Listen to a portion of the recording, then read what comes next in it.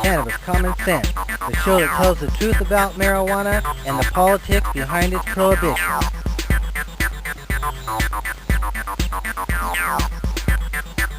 Welcome to another exciting edition of Cannabis Common Sense. We have a very disturbing video we're going to run called No Knock Raid by an artist named Lindy that came out about 12 years ago when the drug war was in full throttle. We also have an interview from today with John Torsch with the Baltimore-based organization, the Daniel Carl Torsch Foundation, talking about addiction issues and how cannabis can help that. So stay tuned as we bring on our infamous dancing cannabis leaves. I feel the force.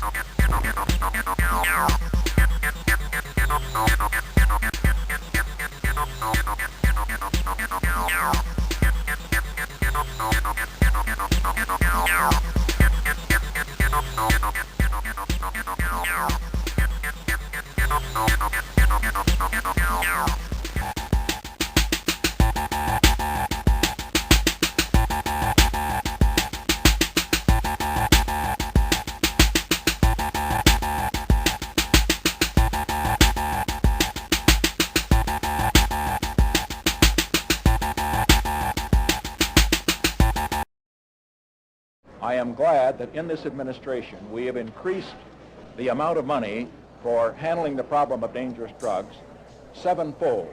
It will be $600 million this year. More money will be needed in the future. I want to say, however, that despite our budget problems, to the extent money can help in meeting the problem of dangerous drugs, it will be available. This is one area where we cannot have budget cuts because we must wage what I have called total war against public enemy number one in the United States, the problem of dangerous drugs.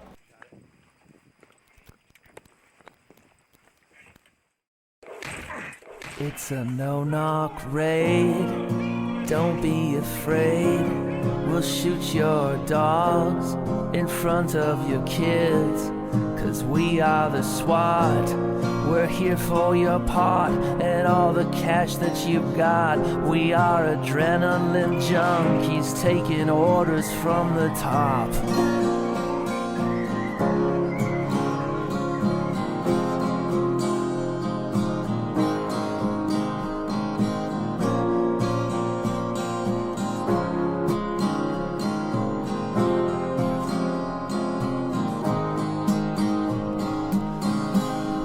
KGB and the DEA, they'll make you disappear like in Guantanamo Bay. In the middle of the night, you'll have nothing to say. If we get the wrong address, it doesn't matter anyway.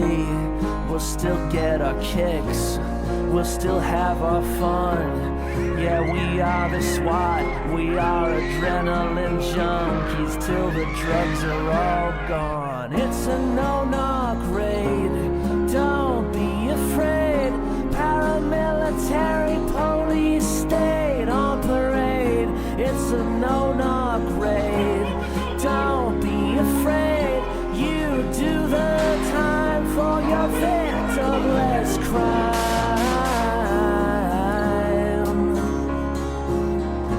It's a no-knock raid. It's a no-knock raid. Don't be afraid.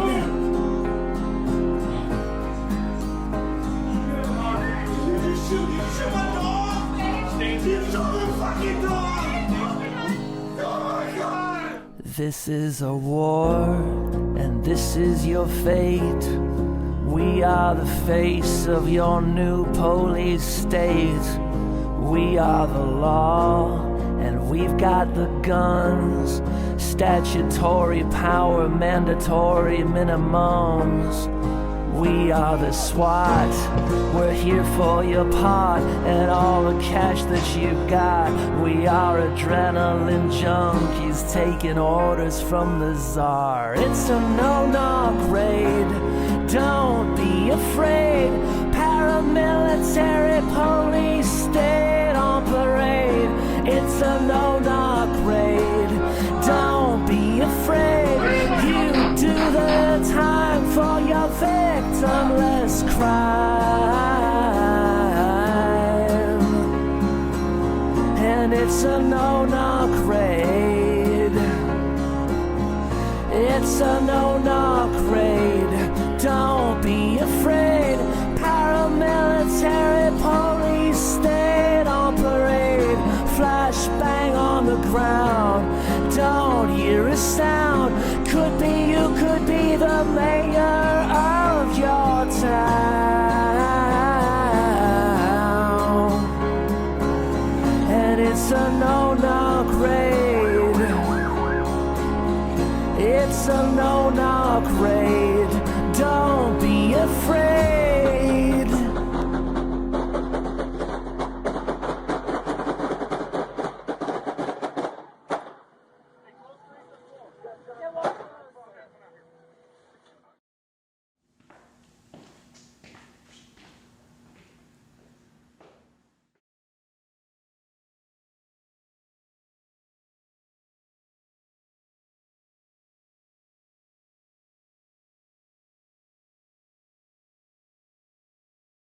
I'd like to introduce John Torsch, who is the executive director of the Daniel Carl Torsch Foundation. Welcome to the show, John. Thanks, Paul. I'm actually our program director. My mother's our executive director. I see. So we got together at the connection with Jana Champagne, the nurse here in Oregon, and I told her we were looking to do a show about how cannabis is an alternate to opiates and other much more dangerous and addictive substances. And your name popped right up. And so tell us about the Daniel Carl Torsch Foundation. Well, we've been around since 2011. My brother Dan died of a polydrug overdose in December 2010. And, just sitting around the kitchen table a few months after, trying to decide how we were going to honor him. We were just determined to not let him become, just another statistic. So my mother and I, mostly my mother, filled out our 501c3 paperwork. Took us about 2 months, got the certification on our first try, and, just kind of hit the ground running. And, we didn't know where we were going to start. We just knew we wanted to try to make a difference somewhere. So we had our first fundraiser, and it was a success. It was a bull and shrimp feast. If you're from Maryland, you know what bull roasts are and shrimp feasts are. And we started funding recovery housing scholarships and treatment scholarships and things like that, helping to get people into addiction treatment and to alleviate some of the financial burden for their families. And then as we started to really dive deeper into the crisis and explore the different tentacles of addiction and drug use and all the different needs out there, our mission just kind of snowballed. And we've introduced several pieces of legislation over the years that have been signed into law. Actually 3 different bills that have been signed into law. We are a harm reduction organization, so we were the second organization in Maryland approved to distribute naloxone, and we introduced the 2013 overdose response bill that was signed into law, and that allowed for the widespread distribution of naloxone. So bills like that are Good Samaritan law, strengthening parity, things like that, allowing for advocating for more money for treatment services, recovery services, harm reduction services, trying to remove some of the harms to the war on drugs, remove some of the barriers to accessing opioid addiction treatment and Medicaid-assisted treatment, things like that. We now have a 5-person street outreach team, and we provide homeless services, harm reduction based homeless services and recovery support services. All of our call them peers. We're all peers. We're all people with lived experience in drug addiction, mental illness, homelessness, who have decided to give back. They're all in recovery in their own way. So we are a syringe services program. We distribute sterile supplies, including wound care supplies and food and clothes, essentials like tents and heating supplies and things like that. We help with case management. We help with care coordination. We help make different referrals for people to different levels of care, mental health, physical health care. We wear a lot of hats, a lot of case management, helping people with their access their basic government services, SNAP benefits and things like that, and help with their SSDI applications, help with housing services, getting people into housing, getting people into subsidized housing, permanent supportive housing, things like that. And then, of course, providing actual peer support, one-on-one peer support, helping people navigate the treatment and different levels of healthcare and mental and physical healthcare addiction treatment, um, as well as helping people advocate for themselves and find truth and find the type of support that they're really looking for. Not everyone's path to recovery looks the same. Not everyone's is linear. Not everyone's path is well accepted. So we truly believe in all paths to recovery and really pride ourselves in supporting people with whatever path they choose, and really just helping people, make any kind of positive change in their life to help them get where they want to be. And that's the essence of what the foundation itself does. So you're in Baltimore, Maryland. Yes. Do you go out in the streets and reach out to addicted populations, and how do you provide your services? Yeah. So, I started kind of just out of the trunk of my car, doing it on my own back in like 2017, give or take. And all of our team, we go into various homeless encampments. We meet people where they are. That's the essence of harm reduction, is meeting people where they are or meeting people where they're at. And that means literally meeting someone where they are, whether that's a park bench, a tent in the woods, living in a bando. Baltimore has a lot of abandoned houses and buildings. So a lot of people, who are using drugs or living with addiction, live in those places. So yeah, we'll go into those. We do community events, community pop-ups. We train businesses on how to respond to an overdose, supply them with naloxone, breathing barriers, fentanyl test strips, xylazine test strips, and things like that. But yes, so yeah, we actively meet people where they are in the community, and that can include a homeless encampment or just people living on the street. We engage anyone that we see panhandling. That's just kind of one of our things, while we're out driving around. All of our cars are outreach vehicles. So, we have a lot of resources in all of our cars. So anyone that we see holding a sign, we talk to just to say hello and see, how can we help you today? Is there anything I can do for you? So were you ever involved in that sort of situation? You lived here in Oregon for a while, I take it. Yeah, off and on. I've lived out there. Let's see. Twice I've spent 2 stints in Oregon. My friend has a farm in Williams. So I spent a season there just as the camp chef and a little bit of everything. I'm a decent grower, but I'm not an expert by any means. My skill set is more in extractions, cooking classes, concentrates, extracts, things like that. And also the drying and the curing process. Because being a chef most of my life, I love artisan products, and curing and drying is obviously a work of love, as you know. So that's where I put most of my time there. And I love Southern Oregon, Applegate Valley, Williams. They're great places to live.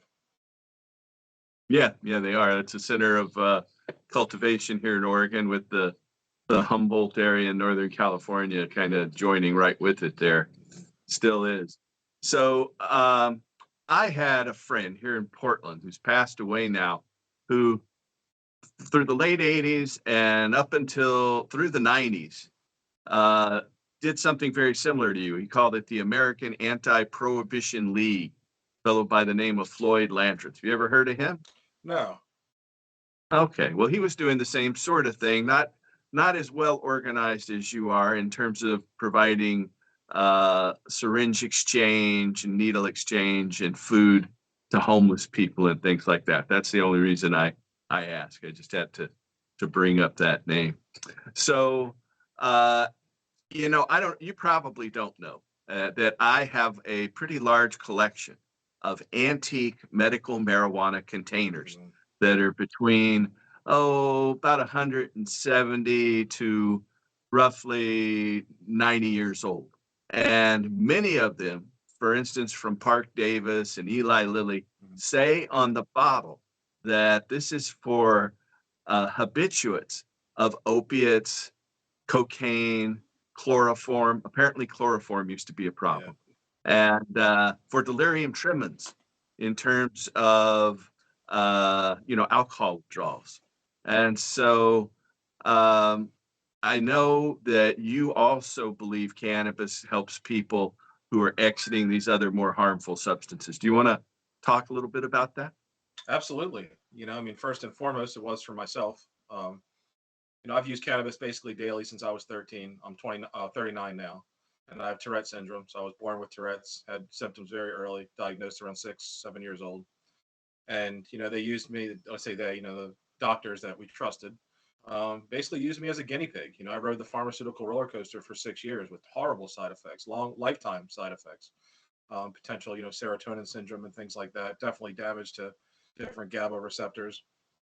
Um, and then at 13, I found cannabis, and that first joint did for me what no pill or an entire team of Johns Hopkins doctors ever could. I'm not downplaying the Hopkins doctors. They help countless people, and they do help a lot of people with Tourette's. But at the time, for me, the world-renowned expert, um, his last option for us was, we had tried everything else. He was suggesting deep brain stimulation, DBS back then in the 90s. And we were, Wow. we looked into that. We're like, nah, that's So that's inserting wires into your brain with some other tinge unit or something that's been implanted to periodically, when given some signal, stimulate your brain with electricity. exactly. It's electrodes that are implanted into different parts of your brain, and a battery pack that's implanted into your chest that has to be maintained and can become infected. And there are some pros to it. There's no question. People with severe Tourette's have absolutely had um, some really life-changing experiences with it, but we also have some pretty severe side effects from it, and not everyone gets the benefits of it. And it's unfortunate that so many people will go to such an extreme route without even really giving cannabis a try, either because of stigma or lack of access or all the other barriers that are in place. Um, but for me, my life growing up was drugs. I used drugs. I sold drugs starting at a very early age. My brother and I used and sold drugs together. And for whatever reason, Dan's addiction was just always more severe than mine. I had a switch that Dan didn't have. When I felt myself using a substance chaotically, somebody that I trusted pointed out to me that drugs were having a negative effect in my life, I usually made some positive changes. Dan, it was a lot harder to. And, he spent 4 years in and out of treatment centers, overdosed, several times, and really just could never truly get his life on track. Whereas for me, I would lean on cannabis heavily, even though I smoke cannabis regularly. At the times in my life where my own addiction was at its most extreme, either to opiates or benzos or alcohol or sex, uh, during those times, I leaned on cannabis heavily to help me through those periods. And I truly believe it was, still my exit drug. But that's not to say that I haven't used it chaotically in my life. I've had some very chaotic weeks, months, even years, with cannabis, living in Jamaica, living in the ganja farms in Westmoreland, when you just have literally more weed than you can smoke. Yeah, in my 20s, I smoked a negative, a massive amount of cannabis that probably negatively affected me at the time. So it's, I'm very careful not to glamorize or over glorify, or generalize, the benefits of cannabis. And it's done tremendous good for me in my own experience as a peer support specialist, peer recovery specialist, whatever you want to call me, as just a person consulting and helping other people in similar positions. I've seen countless people, have the positive or gain the positive effects from using cannabis as an alternative to either alcohol or in conjunction with other addiction treatment medications, helping to taper off of benzodiazepines, in conjunction with Suboxone and/or methadone, especially right now with the emergence of xylazine, which is basically, kind of permeated our drug supply, at least on the East Coast, and it's slowly spreading west. Xylazine as an I have not heard of xylazine. This is the first I've heard of it myself. yeah, if you've heard of Trank, Trank is xylazine. I don't know if you've heard like the new zombie drug. That's sort of what the media unfortunately labels it as. It's an animal tranquilizer, a large and small animal tranquilizer that's usually used in Like PCP. what's that? The PCP was also an animal tranquilizer. Yeah, but this works in a totally different mechanism. It's an A2 agonist. It works similar to clonidine, just obviously much more powerful. And it's a sedative, and I mean, fentanyl changed the game for us in the addiction world, the addiction treatment world. People that use opiates, fentanyl changed everything.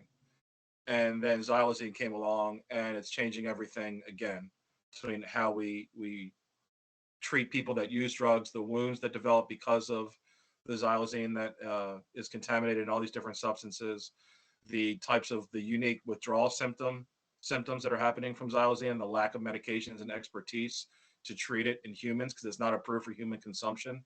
So, right now in the treatment industry, treatment community, they're playing catch up constantly, and people are falling through the cracks. And that's one of the reasons why so many people are dying and having such poor success with our traditional treatment model, because it just hasn't caught up to the reality of our illicit drug supply, which is where I see. cannabis can really help. And then, that's another one of my big, I don't know what the word is, one of my, passions as an advocate is constantly advocating for more or access to cannabis in the addiction treatment world, in the recovery world, where it's heavily stigmatized. Um, Yeah. If doctors only knew that it used to be the drug of choice for pharmacopoeia, up until the 1930s, if you were addicted to opiates or cocaine or chloroform, that's what they gave to you. But, that's all forgotten history now. In terms of the brain stimulation, I have heard of that being used for Parkinson's patients, but I didn't realize that it was being used for Tourette syndrome patients as well. yeah, lots of different movement disorders: Parkinson's, Tourette's, tardive dyskinesia. Um, I want to say it's even being, unfortunately, it's being used now to treat addiction. I know that methamphetamine addiction, I think, was the first clinical trial that's being done. They're throwing look. We know that we have what I call a syndemic in this country. We don't really have a opioid crisis or a drug crisis. We have a drug syndemic that is, multiple different epidemics happening at once. Um, but I understand that, the industry, pharmaceutical companies, the treatment industry, they're throwing everything they can against the wall to see what sticks and seeing what works.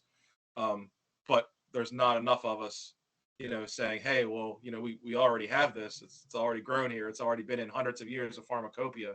We have strong evidence, both anecdotal and empirical, of its effectiveness. But it's still, it's a tough nut to crack. We're just having, in the addiction treatment world, in the treatment centers, in recovery homes, in the recovery community, in the 12-step rooms of AA and NA, we're just now barely starting to have acceptance of the gold standard of treatment, which is methadone and Suboxone, of opioid treatment medications. So if we're just barely getting any kind of acceptance for people that are on those medications in these um, environments, then you can imagine how hard it is to get to accept cannabis in those environments as well. Like, oh, what do you mean? You mean that you're sober but you smoke weed? Like that's the mentality. That's the question that a lot of people in recovery will ask, and that's where the biggest pushback comes from. Is, a drug is a drug is a drug, and you're just substituting one drug for another, or it's going to lead to a relapse, or one of a dozen other common myths. But Yeah, I know that Willie Nelson and a friend of his has a song about being California sober, meaning you're using cannabis, but you're not using alcohol and other drugs. Cali sober, yeah. Yeah. I mean, look, everybody has a label. Not everybody, I should say, but a lot of people like to label themselves, and I'm not ever going to deny anyone's truth. I just don't like when they deny my own. For me personally, I've never identified as an addict or an alcoholic, even though at many times in my life I absolutely met the criteria for substance use disorder, as the DSM says, in many different categories. I don't identify as clean because I was never dirty, and I don't identify as sober. I'm a person, in my opinion, I'm a person in long-term recovery from drug addiction, meaning that my relationship with drugs changed over 5 years ago for the better. But that wasn't the last time that I was drunk.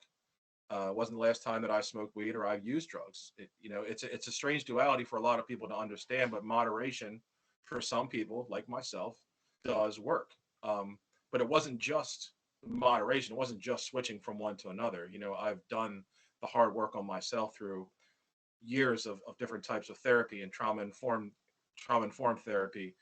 Uh, oh, God, different medications, different meditation techniques, different experiences with psychedelics, various lifestyle changes. So I guess what I wanted to say is it's it's not for everyone. There's plenty of people that I know that their truth is they cannot put something in their body that's intoxicating or mind altering because that they'll never stop.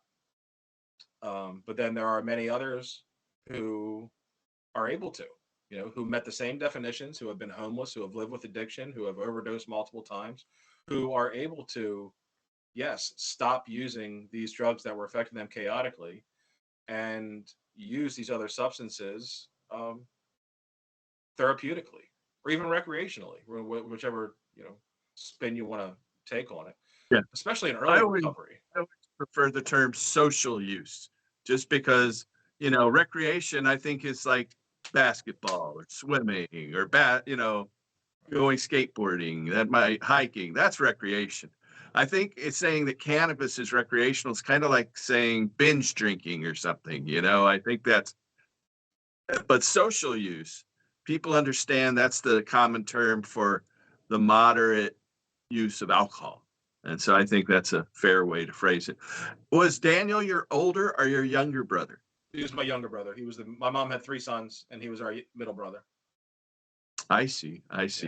So, how did he go down the path where he became an addict? Do you want to talk about that? Well, I mean, yeah, the drugs themselves, started with me because I was the older drug dealing brother, so I had access. Dan from a very young age was one of the people was a type of personality that took everything he did to the extreme. Anything that produced dopamine, anything that felt good, Dan pushed to the absolute limit. The first time he got a scratch off, it wasn't a scratch off. You remember the instant bingo tickets where you flip them, Sure. crack them open? Yeah, the first time Yeah. Dan was like 6 or 7 years old, and he got one of those tickets. He was obsessed, and he just had to be there in front of that table all day, getting as many tickets as he can, borrowing money from different people, grandmother, aunts, cousins, whoever was around. Can I get $1? Can I get 50 cents? So we saw the early traits of Dan kind of taking different feel good acts to the extreme very early on. But the drug use itself, happened when I was 17, he was 15. Back when the beginning of when opioids really started kind of flooding the market and being able to be freely available. Oxycontin hit our market around 2002 when I was 18. So right before that was morphine, and Dan's first experience, actually my first experience with an opiate was with a 100 milligram morphine tablet, and so was Dan's.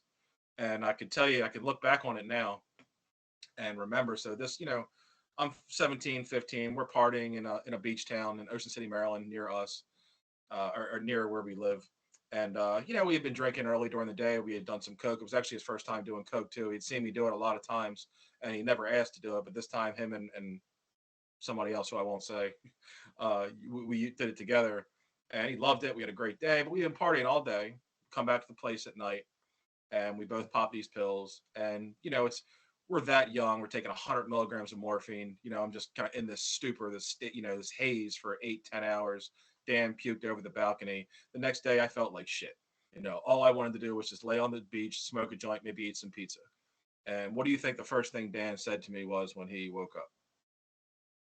Where he can get more, I do you guess. have any more of those pills? So that was the beginning. And like I said, I was always more behind the scenes and more of a wholesaler. I was older, I had more money, more experience, and Dan was much more social than I was. He was better looking, more athletic. He was just more of a social person. So Dan was kind of more the face. I don't want to say of an organization because it was just the two of us, but Dan was in the street. Dan sold in the schools, sold at the parties. He had a lot of drugs and access to sell because I had them. And then, about 17, he went into his first rehab because he was using, pills so much, and that was the beginning of the cycle that lasted about 7 years. And he had maybe 9 or 10 months of recovery when he died, or of clean time as he called it.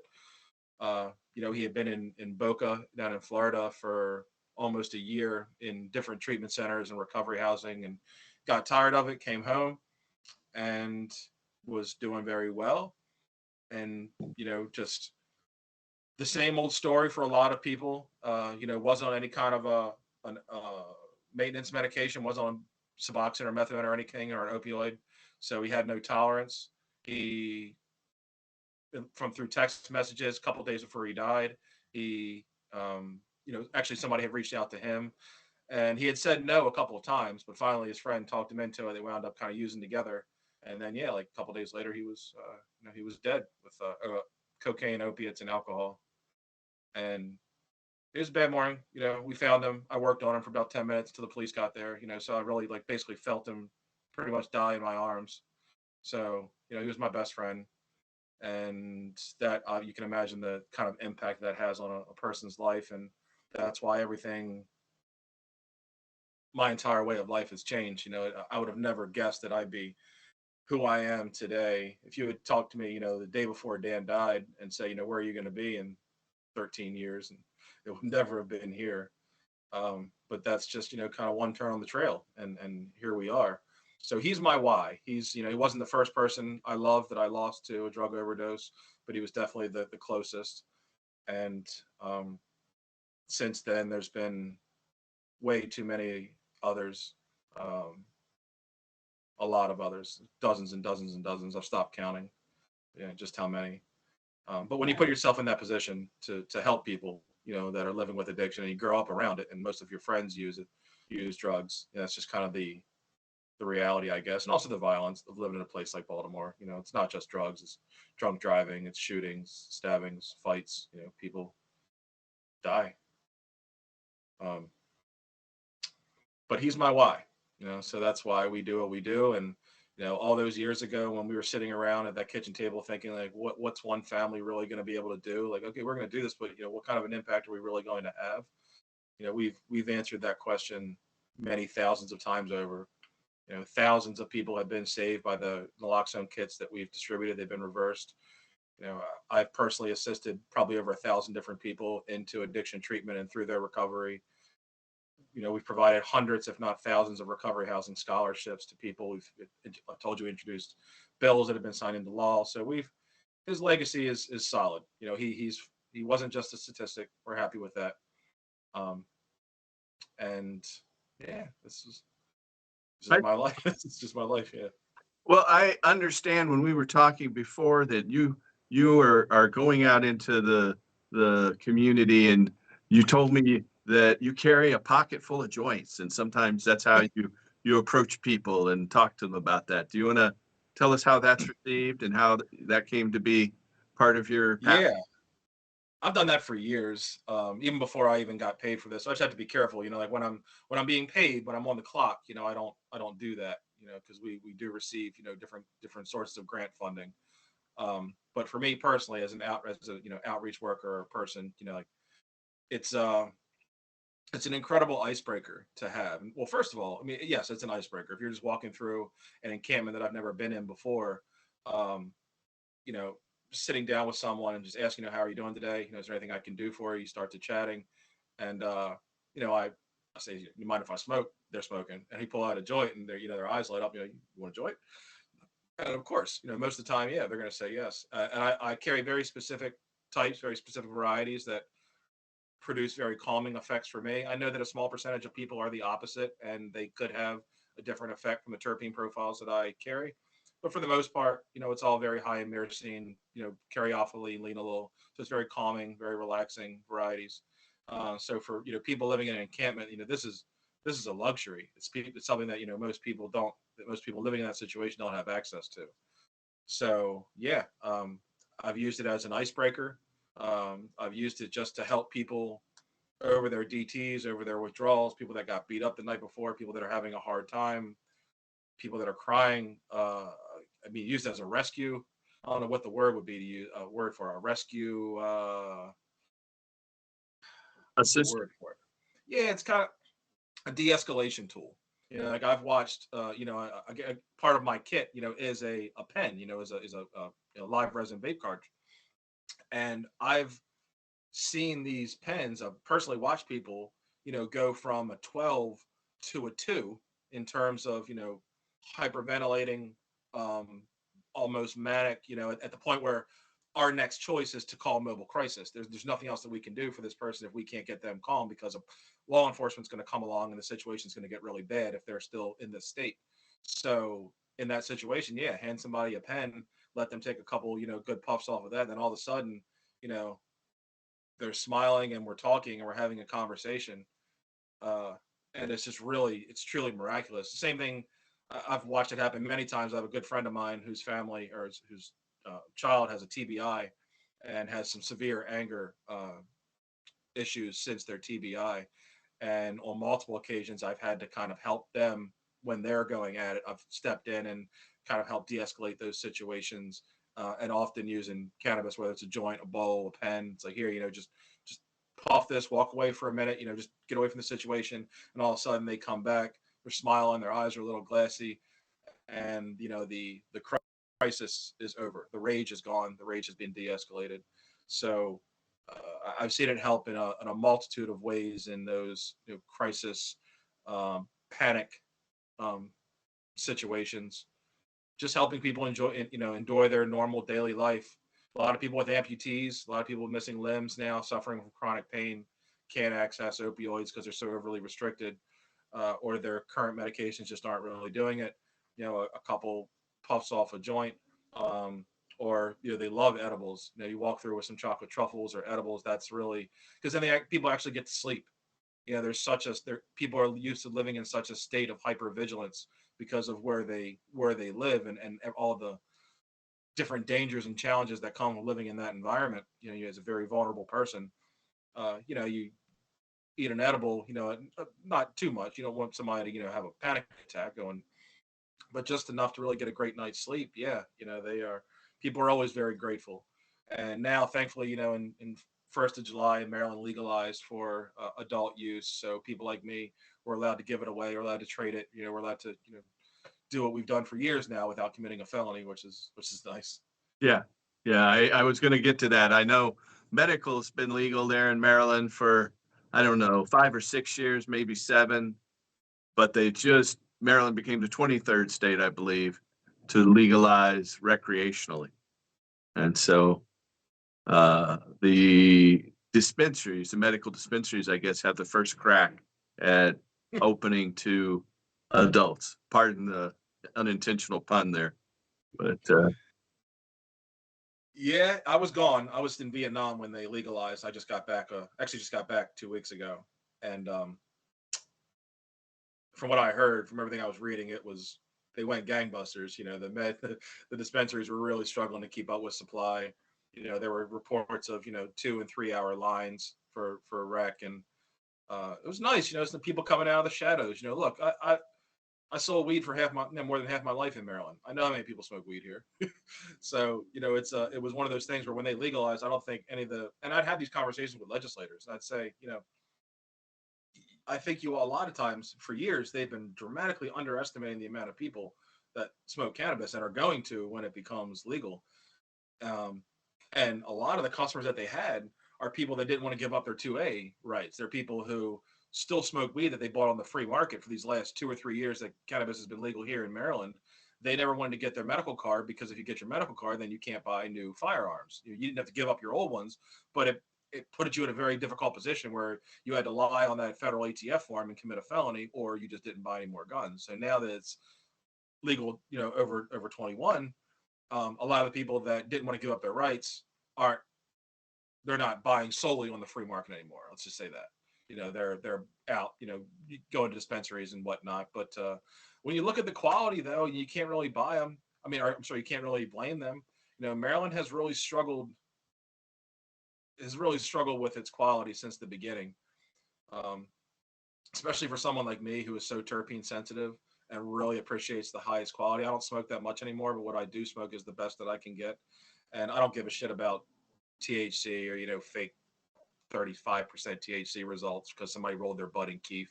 I want terps. I want to feel it. I want to smell it. I want to see those terps on there. I want to see, I want to smell a properly cured, bud. I want to see hand trimming, and we don't have a whole lot of that in Maryland, especially of the indica. I hate to use the terms really don't mean much anymore, but of the more relaxing varieties, the more relaxing terpene profiles.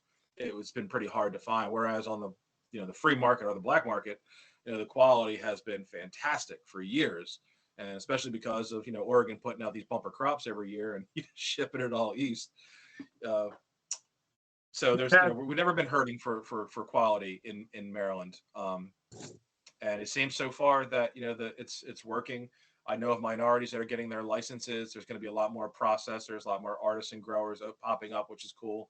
And of course, we got home growing. They're allowing 2 plants now for 21 and 4 plants for medical. And I'm encouraging people to do what they did in Oregon when they chopped your limit when you went legal.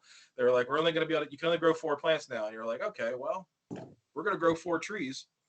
If you're only going to grow 4, then we're gonna veg indoors for 3 or 4 months and then move outdoors. So that's what I've been trying to educate more people about here. It's like, look, yeah, it's only 2 or 4 plants, but you can grow some massive plants here in Maryland. We have an excellent growing season here.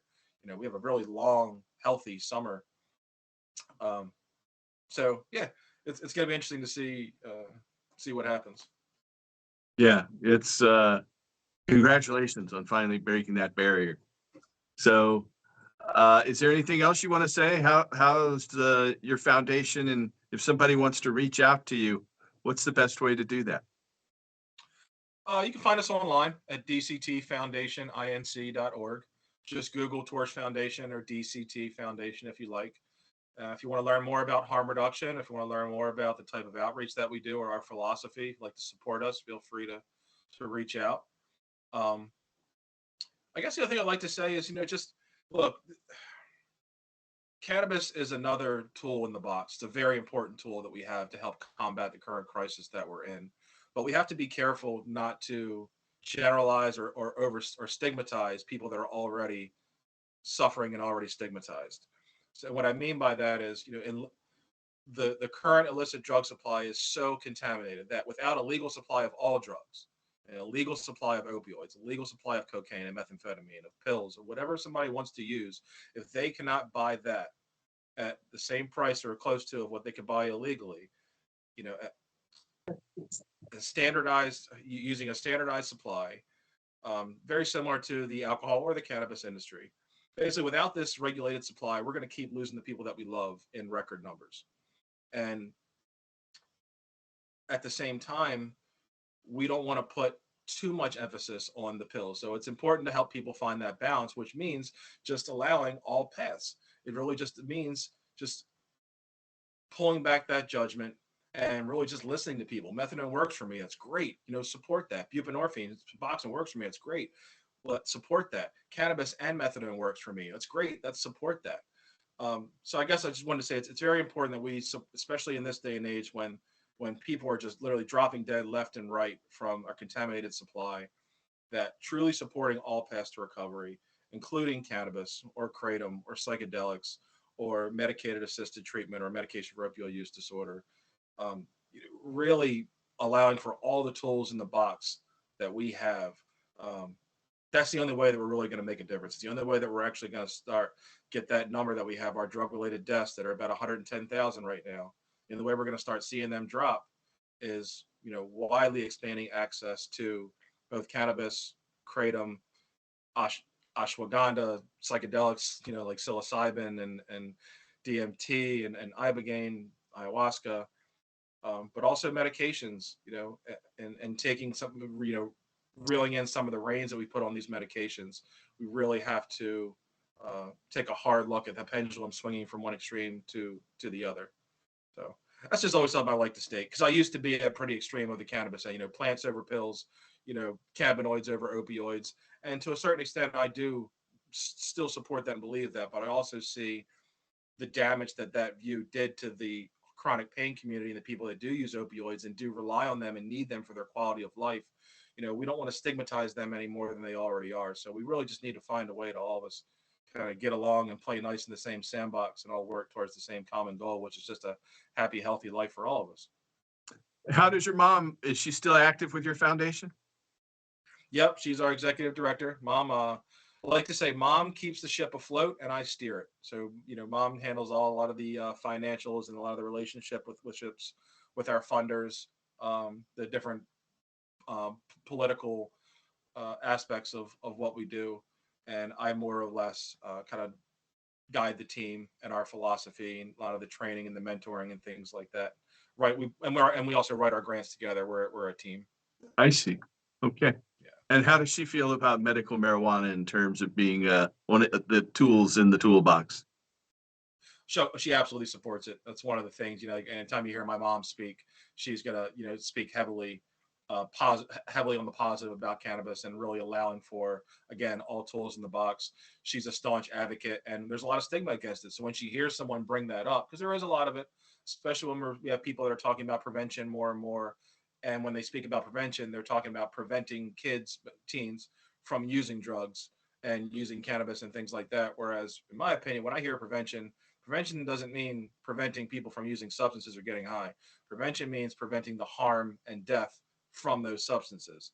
So that's what my mom speaks about. And her biggest, I think, one of her catchphrases is, if weed or if cannabis was the biggest problem we had to worry about right now, we'd be okay. But we're not, unfortunately. And if I wish it was, I wish that weed or cannabis was the only problem or the biggest issue that we had, kids, smoking pot early or, eating too many edibles and having an adverse reaction. You know how wonderful our life would be Yeah. if, No, yeah. that was our There's at least biggest that. issue. No one will die. They, Exactly. Right. yeah. You eat some black pepper, go in a dark room, stay, stay hydrated. You'll be okay. I've actually given some great, uh, educational courses to different, um, school districts about that. One of the biggest ones in Maryland had a lot of overdoses last year on opiates, but they also had a couple different adverse reactions to THC. And they heard me mention in one of my panel discussions about it being such tremendous waste of resources, taking children to the hospital just because they've ingested an edible or they're having a anxiety or a panic attack. It doesn't. You don't have to do that. There's no inherent danger to that. They're not going to die. They're not going to experience any real harm from that. Yes, it sucks. As a cannabis chef, I have over intoxicated, had adverse reactions several times to it. It's a horrible, horrible, awful feeling. But you're not going to die. You might think you're going to die and you might want to die, but you're not going to. So teaching them, about hydration, teaching them about the caryophyllene in black pepper, about how to, smell the fumes off of freshly ground black pepper, or roll around some peppercorns in your mouth, acetylcholine, and just keeping someone calm, keeping them hydrated, keeping them in a dark, in a calm, dark place, and keeping them reassured that they're going to be okay. All of these things, will avoid a traumatic trip to the emergency room and, widespread news coverage and everything else that goes with it.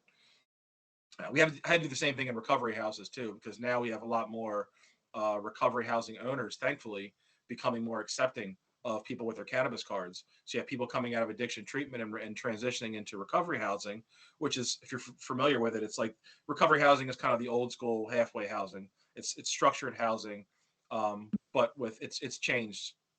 It's changed a lot in the last decade or so.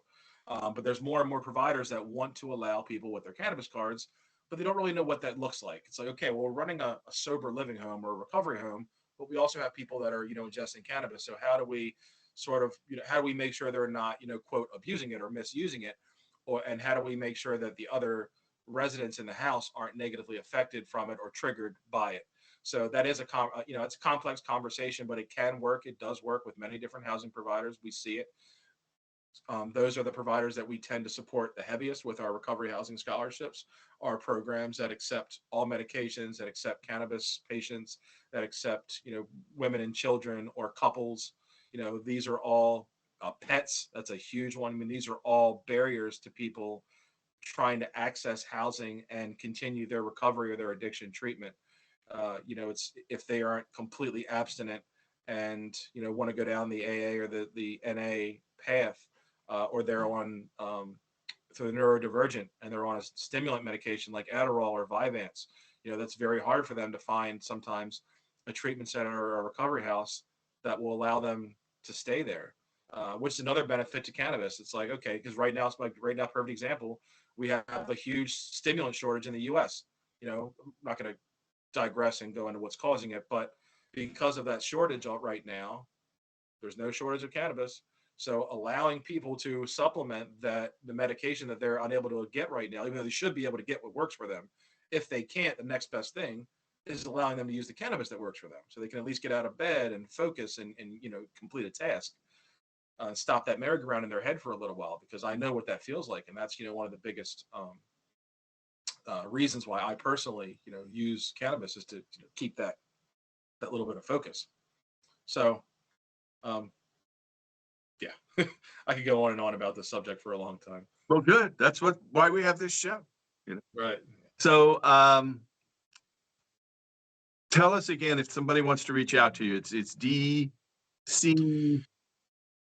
Trust. It's DCT, like Daniel Carl Torsch Foundation, INC.org. Okay, that's easy. Or you can Google DCT Foundation. You can Google Torsch Foundation, TORSCH. Just Google us. There right here. We're easy. Yeah, easy to find. Yeah, read our story, decide how you want to get involved. We need more people. We need more families to get into this. We've been doing this now for 12 years, and in those 12 years, we lose an average of 300 to 400 people just in my county alone, in Baltimore County, every year. Baltimore City, it's over 1,000. We're the bulk of the overdose deaths in Maryland, or Baltimore and Baltimore County, Baltimore City and Baltimore County. But in that time, I've met 2 other families who have decided to do something similar to what we do. And one lost a second child and then just had to close up shop because she just didn't have it in her anymore. And I don't blame her. I can't imagine her level of grief. And the others are doing a little bit of advocacy. They're doing their part, trying to spread the word. But there's no one else who's lost a child, lost a sibling, lost a parent, lost a fiance, who's turned that into their why and going boots on the ground, really trying to combat this crisis. And, no one's coming to save us. No one's coming to save your community. The feds aren't coming. The state's not coming. Your community are the only ones who are going to be able to help you and save yourselves, save the people in your communities. So if you have if you're having a rash of drug-related deaths, a rash of overdoses and drug poisonings in your community, people need to do more than just bitch about it on Facebook. You need to, get involved. Form a nonprofit. I know it's intimidating, but I've seen what one passionate family can do with just drive. That's it. It's just wanting to make a difference and listening to the people who are telling us what they need, which are people that use drugs, people that have survived overdose, people in recovery. They told us what they need, and we do our best to meet those needs. So I really highly encourage people that have lost someone to turn that pain into purpose and really believe that you can make a difference in this, and we can, and together we will. And that's the only way that we're ever going to really start reducing these drug-related deaths, is for more people to get involved, like us. We need people that have that why, not like, oh, I want to help people. It's so bad out there. You need people that that understand the pain, the loss, that have navigated the addiction treatment gauntlet with their loved one or themselves. They're really they're the ones that are making a difference out there.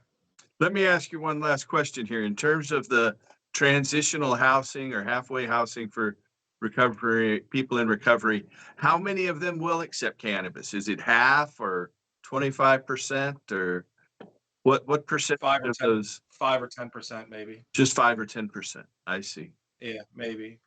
Opioid treatment programs or providers, OTPs, they're becoming more accepted. So the methadone clinics, the methadone providers, they're becoming more accepting. So at least people aren't being kicked off of their medications anymore for testing positive for THC, which is one positive step. But the issue is there's not a lot of places for people to live if they're still testing positive for THC. We have to reschedule. With cannabis on Schedule 1, that's just killing it, because they always fall back to, oh, it's still federally illegal. That's always their fallback. Whether it's a treatment center or a hospital or a recovery program, that's so often the excuse that we hear. So, if we can just get it to at least, Schedule 2 or 3, that way, these businesses can't use that as an excuse anymore, and cannabis will fall under the ADA. And just like other medications that these providers can't discriminate against, cannabis will fall in line. And that's really going to be the door. That's going to be the way that we kick the door down, really. It's going to have to be rescheduled. It's going to have to fall under the ADA. And then once that happens, then yeah, we can start, filing different lawsuits and, different violations of the of the ADA, and forcing these providers to open their doors to people with their cards and get out of this old school, very myopic view of addiction treatment and what recovery looks like.